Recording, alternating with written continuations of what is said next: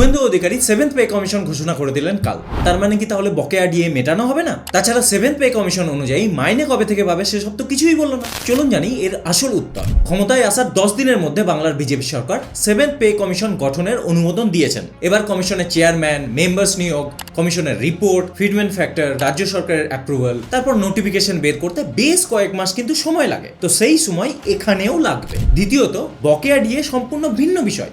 7th pay কমিশনের সঙ্গে এর কোনো সম্পর্ক নেই। 2008 থেকে 2019 অব্দি যে ডিএ বকেয়া ছিল তার মোট পরিমাণ প্রায় 41,000 কোটি টাকা ছাড়িয়েছে। তাছাড়া 2019-এর পর ষষ্ঠ পে কমিশনের আওতায় রাজ্য সরকারের কর্মীরা 18 থেকে 22% ডিএ পেয়েছে, যেখানে কেন্দ্র সরকারের কর্মীরা 50 থেকে 60% ডিএ পেয়েছে।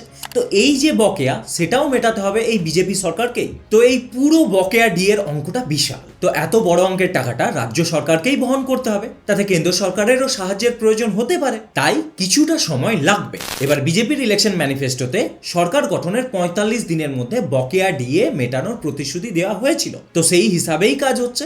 আগামী ক্যাবিনেট মিটিংয়ে বা 22শে জুন যে পূর্ণাঙ্গ বাজেট পশ্চিমবঙ্গ সরকার পেশ করবে, তাতে এই সম্পর্কিত সমস্ত তথ্য দিয়ে দেওয়া হবে। তাই চিন্তার কোনো কারণ নেই, মাইনে বাড়ছে, আনন্দ করুন।